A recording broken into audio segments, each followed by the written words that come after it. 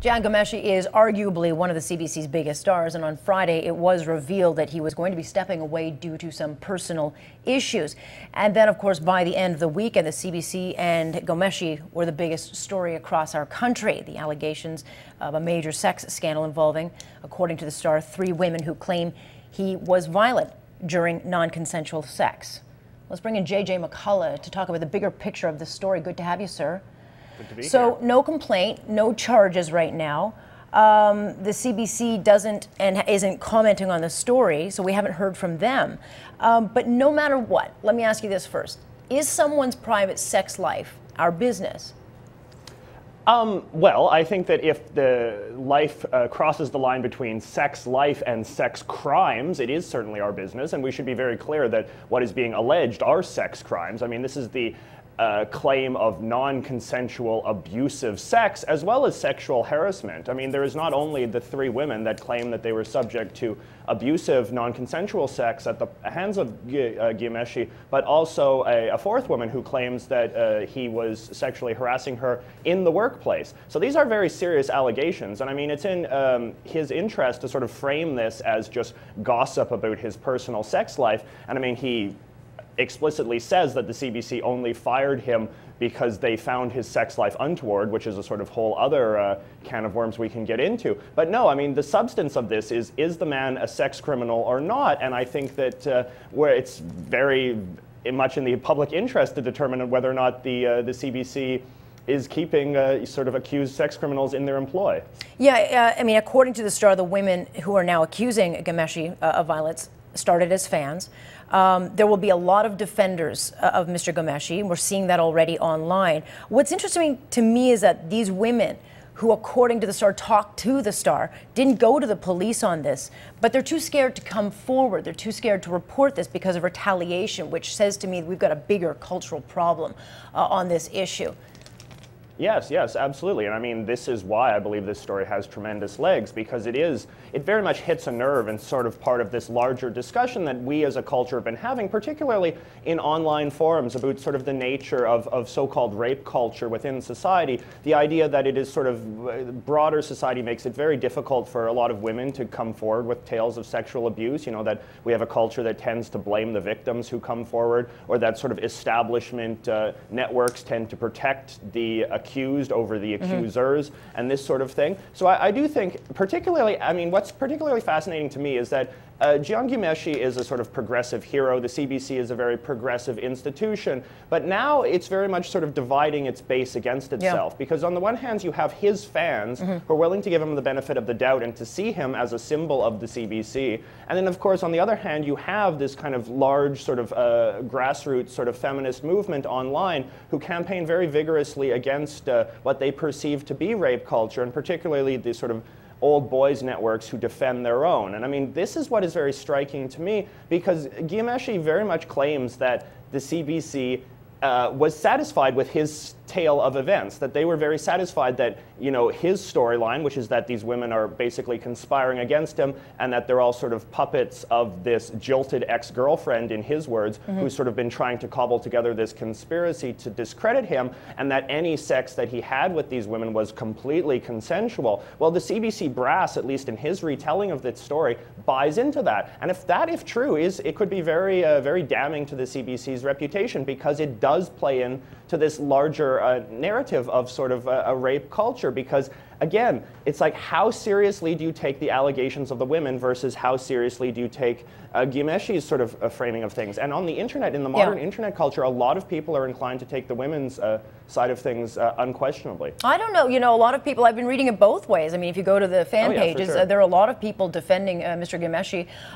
you know, but as one article illustrates, I think it's in the Huffington Post, it's not enough you know, to like Jian Ghomeshi just to completely like throw these suggestions or allegations out the door. I mean, what I think is important here is that let the facts come out. We have only heard his side, and we've only heard through a Toronto Star investigation what these women are saying. They haven't actually put forward a formal complaint. But what struck me the most, and you've touched upon it a couple of times, is this fourth woman who, according to the Toronto Star, said that Mr. Ghomeshi had come to her at work and said something very suggestive, which I can't say on TV. I want to blank you.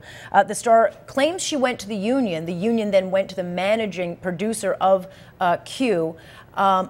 And then that producer is said, according to the Star, to have said, what could she have done to make this a less toxic workplace, which, if true, suggests, and a lot of people will question, what kind of culture is at the CBC, because it is suggested that this fourth woman inevitably left the corporation. And you can only assume that it was because of what she alleges happened. So yes. A lot of people will be questioning, what kind of work environment is going on. Yes, no, I mean, so this is a storyline that plays out on several fronts. So on the one hand, you have this story in which she complained to her union, the union went to the producer, and then, as you said, the producer basically said, it's, I mean, in so many words, it's kind of your fault, or at least the onus is on you to diffuse this situation. So then you do have this idea that the CBC is trying to protect their big star and is trying to sort of dismiss or make complaints go away by framing them as sort of being the hysterics of the woman making the accusations. I mean, and this in turn is sort of borne out by the claims of the women as articulated in the Star piece, which is that Jian Ghomeshi sort of has used his fame to essentially bully these women sexually. That he encounters them in sort of high-profile public circumstances in which he is being the star, public gatherings at which he's the guest of honor or whatnot, then uses that fame to ask them out, and that they're sort of somewhat intimidated by his fame, and then he uses that to abuse them sexually, and then essentially his high profile and then keeps them silent because they know if they were to go public with their charges that he could use his power to smear them, or their names, if nothing else, would be dragged through the mud. And I mean, there is precedent for this because some time ago there was a very widely shared anonymous, no, it wasn't anonymous, it was a widely shared blog story that didn't name Ghomeshi by name, but did make it very clear that this is who the author was speaking about. And yeah, Keith was the euphemism. But anyway, she recounted a date where she went on, a date that she went on with him. And even though it wasn't abusive, it did very much portray him as being a sort of creepy, sort of lecherous, unpleasant guy. And the woman who wrote this article was enormously slandered online. She was the subject of harassment and YouTube videos calling her basically, a liar and all the rest of this. And so you can understand why, women who make allegations of this sort against high-profile figures can often be intimidated. Now, the question is whether or not the CBC was complicit in that campaign of intimidation, because that is a very serious charge. Which we don't know. So they have now lost a very big star. Can the damage ever be undone from either side? I mean, regardless of if a complaint ever comes forward or anything ever ends up in a courtroom, can the CBC or Mr. Ghomeshi ever repair the damage, or even these women? Yeah, well, see, that is what is fascinating to me, and I'd be inclined to say no, just because I really do think the pendulum on these sorts of issues has really swung in quite a radical direction these days. I mean, I'm not sure if you're familiar with this, but online there's been an enormous scandal called Gamergate recently that involves sort of allegations of sexual harassment in the video game industry, video game journalism. This has been an enormous sort of rallying point that has really polarized the community in quite a profound way in terms of social media, in the regards that a lot of people really do view a lot of women are really voiceless in these kind of situations. You know, a lot of women, they make these allegations, they are not taken seriously, they're subject to harassment campaigns online by powerful men. And as a result, I think that a lot of people believe this to be symptomatic of a larger cultural problem in media and in society in general. And as a result, they're willing to sort of throw a lot of our traditional standards of innocent until proven guilty and standards of evidence and whatnot out the window in favor of blindly siding with the women. And I don't necessarily think that that's a wrong thing, because they're trying to make a point. They're trying to say that these women